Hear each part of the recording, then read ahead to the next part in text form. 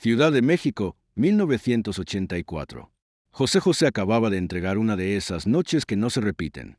2 horas de concierto privado, una orquesta completa, 30 canciones y una voz que parecía romperse en cada frase para volver a levantarse más grande.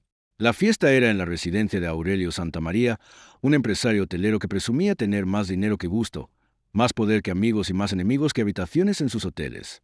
Cuando José bajó del escenario, esperaba un abrazo, una felicitación, quizá el pago acordado por aquella presentación exclusiva. No era un capricho, era trabajo, era su voz, era su vida. Pero Aurelio se acercó con una copa en la mano, el rostro frío y una sonrisa pequeña, como de quien ya había decidido humillar a alguien antes de escuchar la primera nota. No me convenciste, José, dijo. Esta noche no voy a pagar. José pensó que había escuchado mal. A su alrededor, más de 200 invitados seguían hablando maravillas del concierto. Algunas mujeres se limpiaban las lágrimas. Varios hombres todavía tarareaban el triste como si acabaran de presenciar algo sagrado. Pero Aurelio Santamaría no aplaudía, no sonreía. Solo miraba a José como si estuviera mirando a un empleado que había servido mal la cena. ¿Perdón?, preguntó José, con la voz cansada, todavía húmeda de escenario. Que no me gustó, respondió Aurelio. Cantas como si estuvieras pidiendo lástima. Mucho drama, mucha pausa, mucho teatro. Yo contraté al príncipe de la canción, no a un hombre rogando cariño. El silencio cayó alrededor como una cortina pesada. El representante de José dio un paso al frente. Señor Santamaría, tenemos un contrato firmado. Aurelio soltó una carcajada seca. Los contratos sirven cuando los firma gente con poder. Y aquí, el poder lo tengo yo. José no se movió. No levantó la voz. No respondió con insultos. Solo miró a ese hombre que, rodeado de mármol, champaña y aduladores, creía que podía comprarlo todo, incluso la dignidad ajena. Usted disfrutó el concierto, dijo José. Aurelio acercó su rostro. Mis invitados disfrutaron el espectáculo. Yo no. Y con eso basta. Luego se inclinó apenas, como si le concediera una última limosna. Hay un coche esperándolo afuera. Lo llevará al hotel. Mañana puede regresar a su vida de canciones tristes. José José, el hombre que había hecho llorar a todo un continente con una sola interpretación, se quedó ahí, humillado delante de empresarios, políticos, actrices, periodistas y oportunistas. Nadie defendió al cantante. Nadie enfrentó al millonario. Porque todos sabían quién era Aurelio Santamaría. Para entender lo que ocurrió aquella noche, primero hay que entender quién era ese hombre. Aurelio Santamaría no había nacido rico, pero hablaba como si el mundo le debiera obediencia desde la cuna. Había empezado vendiendo terrenos en playas que todavía no tenían carreteras. Después compró hoteles quebrados, sobornó funcionarios, expulsó familias enteras de zonas costeras y levantó complejos turísticos donde antes había pueblos de pescadores. En menos de 15 años se convirtió en uno de los hombres más poderosos de México. Tenía hoteles en Acapulco, Cancún, Puerto Vallarta, Los Cabos y Miami. Tenía aviones privados, autos europeos, una colección de relojes que valía más que varias colonias juntas y una forma cruel de divertirse, hacer sentir pequeños a los demás. Aurelio no disfrutaba la música. Disfrutaba contratar músicos para verlos esperando su aprobación. No admiraba a los artistas. Los coleccionaba. Para su cumpleaños número 55 decidió que no quería un cantante cualquiera. Quería al más grande. Quería a José José. Tráiganme al príncipe de la canción, ordenó. Quiero que cantes solo para mí. El equipo de José recibió la propuesta semanas antes. Era una suma enorme por una presentación privada. El contrato estaba claro. Concierto de 2 horas, pago al finalizar, hospedaje, transporte y seguridad incluidos. José aceptó. No porque necesitara probar nada. A esas alturas ya había conquistado escenarios imposibles. Había cantado en festivales, teatros, palenques, programas de televisión y auditorios donde el público se quedaba sin aliento. Pero José siempre había entendido algo que otros artistas olvidan. Cantar también era cumplir. Si alguien lo contrataba, él entregaba el alma. Cuando llegó a la mansión de Santa María, en una zona exclusiva de la capital, supo que no estaba entrando a una casa, sino a un monumento al ego. Columnas blancas, fuentes iluminadas, jardines cuidados por hombres invisibles, cuadros carísimos colgados como trofeos y sirvientes caminando con la mirada baja. Aurelio lo recibió en el vestíbulo. No le ofreció la mano. No le ofreció una bienvenida. Solo lo observó de arriba a abajo. Dicen que usted hace llorar a la gente, dijo. José sonrió con cortesía. A veces las canciones encuentran heridas que uno no sabía que estaban abiertas. Aurelio no se conmovió. Aquí no vine a ver heridas. Vine a ver si la leyenda es cierta. Empieza a las 10. No hagas esperar a mis invitados. Y se fue. El representante de José, Ramiro, se acercó inquieto. No me gusta ese hombre. José tomó aire. No venimos por él. Venimos a cantar. A las 10 de la noche, José subió al escenario montado en el jardín principal. La orquesta afinó bajo un cielo oscuro, entre lámparas doradas y mesas cubiertas con manteles blancos. Había empresarios, celebridades, políticos, banqueros, modelos, periodistas y personas que sonreían demasiado cerca del dinero. Aurelio estaba al centro, en una mesa elevada, como un juez. José cerró los ojos y empezó. No necesitó gritar, no necesitó moverse demasiado. Le bastó abrir la boca para que la fiesta cambiara de temperatura.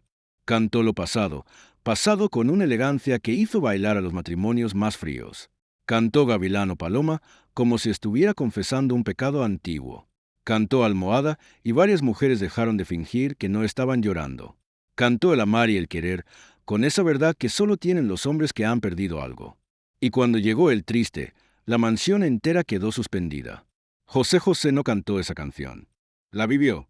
Cada nota salió de un lugar profundo, de una memoria, de una derrota, de una esperanza que se resistía a morir. Hasta los meseros dejaron de caminar. Hasta los invitados que habían ido solo a presumir se quedaron inmóviles. Al terminar, el aplauso fue largo, desesperado, casi agradecido. 5 minutos de ovación. José inclinó la cabeza. Miró a Aurelio. El empresario no aplaudía. Tenía la copa intacta, la boca rígida y los ojos llenos de una rabia que no era contra la música. Era contra el hecho de que, por 2 horas, el hombre más importante de su propia fiesta no había sido él. Había sido José. Cuando el concierto terminó, Ramiro abrazó a José. Maestro, fue una locura. Los mataste. Hasta los de seguridad estaban llorando. José sonrió apenas. Estaba agotado, pero en paz.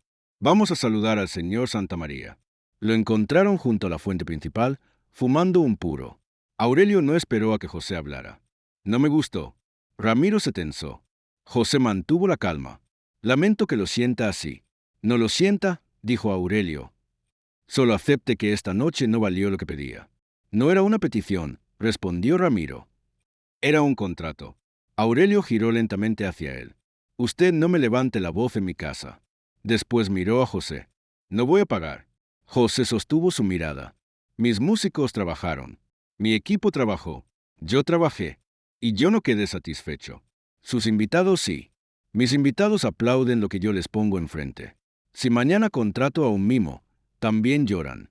José sintió la humillación subirle por el pecho, pero no la dejó salir en forma de rabia. Aurelio se acercó más. Usted canta sobre dignidad, sobre amor, sobre pérdidas. Muy bonito, pero aquí se aprende algo más útil. El mundo no lo mueven las canciones. Lo mueve el dinero. Y el dinero es mío. Luego bajó la voz. ¿Qué va a hacer, José? ¿Demandarme? ¿Cantarme otra canción? Aurelio sonrió. Váyase, antes de que sus aplausos se conviertan en lástima. Esa noche, José regresó al hotel sin decir una palabra. En la camioneta, Ramiro no podía contenerse. Esto no se va a quedar así. Tenemos contrato, testigos, músicos, técnicos. Lo vamos a hundir. José miraba por la ventana. La ciudad pasaba como una cinta de luces borrosas. No, dijo finalmente. Ramiro volteó. ¿Cómo que no? No vamos a demandarlo. José, ese hombre te escupió en la cara. No, respondió José, sereno. Ese hombre se escupió a sí mismo. Todavía no lo sabe. Ramiro lo miró sin entender. José cerró los ojos. Recordó a su madre. Recordó los años difíciles. Recordó los bares, las madrugadas, los escenarios donde nadie escuchaba, las veces en que la vida parecía cobrarle intereses al corazón. José sabía de humillaciones. Sabía de caídas. Sabía que hay dolores que no se resuelven con ruido. Y también sabía algo que Aurelio Santamaría ignoraba. La voz puede llegar a lugares donde el dinero no entra. Ramiro, dijo José, averigua todo sobre él. ¿Para demandarlo? José abrió los ojos. Para conocer su herida. Durante los meses siguientes, José no dijo una sola palabra pública sobre la humillación. No dio entrevistas. No mencionó a Aurelio. No permitió que su equipo filtrara la historia a la prensa. Mientras tanto, Ramiro investigó. Y lo que encontró fue más revelador que cualquier demanda. Aurelio Santamaría tenía una hija. Se llamaba Isabel. Tenía 22 años, vivía en Madrid y estudiaba canto lírico en secreto. No usaba el apellido Santamaría en el conservatorio. Se presentaba como Isabel Luna, el apellido de su madre, una mujer que había muerto años atrás y que, según quienes la conocieron, había sido la única persona capaz de ablandar a Aurelio. Isabel no quería hoteles, no quería yates, no quería aparecer en revistas de sociedad. Quería cantar, y desde niña había admirado a José José. Tenía sus discos guardados como tesoros. Había aprendido a respirar escuchando sus frases. Había repetido el triste frente al espejo hasta llorar de frustración, porque sabía que nadie podía cantar así si no había vivido algo verdadero. Aurelio odiaba eso. Para él, cantar era rebajarse. Ser artista era exponerse. Sentir era una debilidad. Había prohibido a Isabel presentarse en público y le había cerrado puertas cada vez que ella intentó avanzar. Una Santa María no canta para que la aplaudan desconocidos, le había dicho. Una Santa María se sienta en primera fila. Cuando José leyó el informe, no sonrió con malicia. Sonrió con tristeza, porque entendió que la crueldad de Aurelio no había empezado aquella noche. Vivía dentro de su propia casa. Semanas después, José viajó a Madrid para una serie de conciertos. El primero fue en un teatro lleno hasta las lámparas. Afuera, la gente cantaba antes de entrar. Adentro, la expectativa era inmensa. Entre las invitaciones especiales que envió su equipo, había una a nombre de Isabel Luna. Primera fila. Pase al camerino. Isabel creyó que era un error. Revisó el sobre una y otra vez. No le dijo nada a su padre. Se puso un vestido sencillo, recogió el cabello con manos temblorosas y fue al teatro como quien camina hacia un sueño que podría desaparecer si lo mira demasiado. Esa noche, José cantó como si supiera que una vida estaba escuchando. Al terminar, Isabel fue llevada al camerino. Cuando entró, José se levantó. Isabel dijo con una calidez que la desarmó. «Qué gusto conocerte». Ella se quedó paralizada. «Maestro, yo no sé qué decir». «Entonces no digas nada todavía. Primero respira». Isabel soltó una risa nerviosa. Tenía los ojos llenos de lágrimas. «Usted sabe quién soy. Sé que cantas». Ella bajó la mirada. «Intento cantar». «No», dijo José. «Intentar es lo que uno hace cuando no está dispuesto a sufrir por algo. Tú ya estás sufriendo por la música. Eso significa que cantas». Isabel lloró en silencio. José le ofreció un pañuelo. «Me contaron que tu padre no quiere que te presentes». Ella se puso rígida. «Mi padre no entiende esto. Quizá entiende más de lo que dice. Quizá por eso le tiene miedo». Isabel lo miró. José caminó hacia una mesa donde había unas partituras. «Estoy preparando una presentación especial para televisión. Quiero cerrar con una canción acompañada por una voz joven. Una voz que no imite, que sienta. Me gustaría escucharte». Isabel abrió los ojos. «¿A mí? A ti. Pero nadie me conoce. A mí tampoco me conocía nadie cuando empecé. Mi padre jamás lo permitiría». José respiró hondo. «Isabel, una voz no nace para pedir permiso. Nace para encontrar su lugar». Esa noche, Isabel cantó en el camerino casi en susurro. José la escuchó sin interrumpir. No era una voz perfecta. Era mejor que eso. Era una voz viva. Tenía nervio, fragilidad, luz. Se quebraba en algunos pasajes, pero no mentía. Y José respetaba más una nota honesta que una nota impecable. Al terminar, Isabel esperaba una crítica. José solo dijo: «Tienes algo que no se compra». «¿Qué? ¿Verdad?». La noticia salió días después. José presentará a una joven cantante mexicana en su especial desde Madrid. Nadie sabía todavía que Isabel Luna era hija de Aurelio Santamaría. Al principio, la prensa habló de misterio, de talento descubierto, de la generosidad del príncipe con las nuevas voces. Cuando Aurelio se enteró, no llamó a los periódicos. Llamó a su hija. «¿Regresas a México mañana?». «No». Fue la primera vez que Isabel le dijo, no sin temblar. Aurelio quedó mudo. «¿Qué dijiste?». «Que no voy a regresar. Voy a cantar». «Ese hombre te está usando». «Ese hombre me escuchó». José no hace nada gratis. Esto es por lo que pasó en mi casa». Isabel guardó silencio. «¿Qué pasó en tu casa?». Aurelio apretó el teléfono. Nada, papá. No te metas en asuntos que no entiendes. ¿Qué le hiciste? Aurelio colgó, pero el silencio no lo protegió. Isabel preguntó. Buscó. Habló con músicos, con técnicos, con gente que había estado en aquella fiesta. Y la verdad apareció completa. Su padre había humillado a José José después de un concierto impecable. Se había negado a pagarle y lo había echado de su casa como si su voz no valiera nada. Isabel sintió vergüenza. No por José, por su padre. La noche del especial llegó con una tensión imposible. El teatro estaba lleno. Las cámaras estaban listas. José José salió al escenario vestido de negro, elegante, sereno, con esa presencia de hombre que no necesitaba demostrar grandeza porque la cargaba en la forma de respirar. Cantó primero solo. Luego, antes del último número, tomó el micrófono. A veces la vida nos pone enfrente voces nuevas, dijo. Y uno tiene dos opciones: apagarlas por miedo o abrirles la puerta por amor a la música. Esta noche quiero presentarles a una joven artista que merece ser escuchada por lo que es, no por el apellido que lleva ni por la sombra de nadie. Con ustedes, Isabel Luna. Isabel salió. Al otro lado del mundo, en su mansión, Aurelio Santamaría miraba la transmisión con una copa en la mano. No quería verla, pero no podía apartar los ojos. Isabel empezó a cantar junto a José. Al principio su voz tembló. José la miró apenas, con esa ternura de los grandes que no necesitan empujar para sostener. Isabel respiró, y entonces cantó de verdad, no como la hija de un millonario, no como una muchacha escondida. Cantó como alguien que acababa de recuperar su nombre. El público se puso de pie antes de que terminara la canción. José no se robó el momento. Dio un paso atrás. Dejó que el aplauso cayera sobre ella. Isabel lloraba. Aurelio también. Pero sus lágrimas no eran de emoción limpia. Eran de derrota, porque entendió lo que José había hecho. No lo había demandado. No lo había acusado en la televisión. No había contado la humillación. Había hecho algo más profundo. Había liberado lo único que Aurelio intentó encerrar, la voz de su hija. Al día siguiente, todos hablaban de Isabel Luna. Los periódicos la llamaban la nueva promesa de la canción romántica. Las revistas querían entrevistas. Las disqueras preguntaban por ella. Los críticos destacaban su sensibilidad, su presencia, su manera de seguir a José sin imitarlo. Y entonces se supo la verdad. Isabel Luna era Isabel Santamaría. La hija del empresario que despreciaba a los artistas había debutado de la mano del cantante al que él había intentado humillar. Aurelio viajó a Madrid 2 días después. Llegó al teatro durante un ensayo.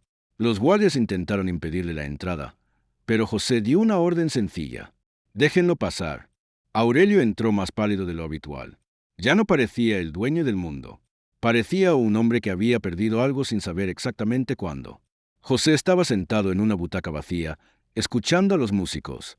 Señor Santamaría, dijo sin levantarse. Aurelio apretó la mandíbula. Necesito hablar con mi hija. Ella decidirá si quiere verlo. Soy su padre. José lo miró. Entonces actúe como uno. Aurelio bajó la vista. Por primera vez no tuvo una respuesta cruel preparada. Usted hizo esto para vengarse. José guardó silencio unos segundos. No. Si hubiera querido vengarme, habría contado lo que hizo. Habría mostrado el contrato. Habría dejado que la gente viera al hombre pequeño detrás de la fortuna grande. Aurelio tragó saliva. Entonces, ¿por qué? José se levantó lentamente. Porque Isabel tiene una voz. Y una voz no debe pagar por los pecados de su padre. Aurelio parecía a punto de decir algo, pero José caminó hacia una mesa cercana y tomó un sobre. Se lo entregó. Esto es suyo. Aurelio lo abrió. Dentro había un recibo de donación a nombre de Aurelio Santamaría. La cantidad era exactamente la misma que él se había negado a pagar aquella noche. El dinero había sido entregado a una casa hogar para niños abandonados, destinada a crear un programa de música. Aurelio leyó 2 veces. No entendía. ¿Qué es esto? El pago que usted me debía, dijo José. Donado en su nombre, para que algunos niños tengan un piano, una guitarra, un maestro. Tal vez uno de ellos encuentre en la música lo que usted nunca pudo comprar. Aurelio levantó los ojos. Por primera vez, no había soberbia en ellos. Solo vergüenza. Yo lo humillé. Sí. Y usted me responde con esto. José se acercó. No lo hice por usted. Lo hice porque hay dolores que no deben heredarse. Aurelio apretó el sobre. Mi hija me odia. No, dijo José. Su hija está cansada de tenerle miedo. No es lo mismo. Aurelio respiró como si algo le pesara dentro. ¿Qué puedo hacer? José lo miró con una mezcla de firmeza y compasión. Escucharla, sin comprarla, sin ordenarle, sin convertir su amor en obediencia. Aurelio no respondió. En ese momento, Isabel apareció al fondo del teatro. Había escuchado lo suficiente. Su padre volteó hacia ella. Isabel, ella no corrió a abrazarlo. Tampoco lo rechazó con gritos. Solo se quedó de pie, con la serenidad de quien por fin sabe dónde está. Voy a cantar, papá, dijo, contigo o sin ti. Aurelio cerró los ojos. Ese era el golpe que ningún enemigo le había dado. No porque perdiera una empresa, no porque perdiera dinero, sino porque entendía que su hija ya no necesitaba su permiso para existir. José tomó su saco y caminó hacia la salida. Antes de irse, se detuvo junto a Aurelio. Usted creyó que no pagarme era quitarme valor, dijo en voz baja. Pero el valor de un hombre no lo decide quien firma un cheque. Lo decide lo que hace cuando lo humillan. Aurelio no pudo sostenerle la mirada. José salió del teatro. No dio entrevistas sobre lo ocurrido. No permitió que nadie usara la historia para vender escándalo. No pronunció el nombre de Aurelio Santamaría en público. Pero quienes estuvieron cerca supieron que aquella había sido una de las venganzas más elegantes de su vida. Porque José no destruyó a Aurelio con rabia. Lo venció con aquello que el empresario despreciaba: sensibilidad, talento, generosidad y una dignidad que no necesitaba gritar. Isabel Luna grabó su primer disco 2 años después.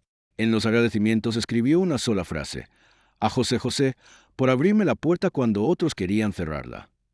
Aurelio Santamaría nunca volvió a organizar una fiesta igual.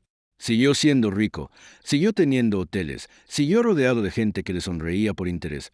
Pero algo cambió para siempre. Cada vez que escuchaba cantar a su hija, recordaba la noche en que intentó humillar al príncipe de la canción y terminó recibiendo una lección que ningún millón podía borrar. Porque José entendía el dolor, entendía el orgullo, entendía la caída. Y por eso sabía que la verdadera grandeza no consiste en aplastar al que te ofende, sino en obligarlo a mirarse al espejo sin convertirte en alguien como él. Esta fue la venganza de José. No fue ruidosa, no fue vulgar, no fue inmediata. Fue una nota sostenida en el momento exacto. Una lección cantada sin necesidad de canción. La venganza de un príncipe. Silenciosa, profunda y absolutamente inolvidable.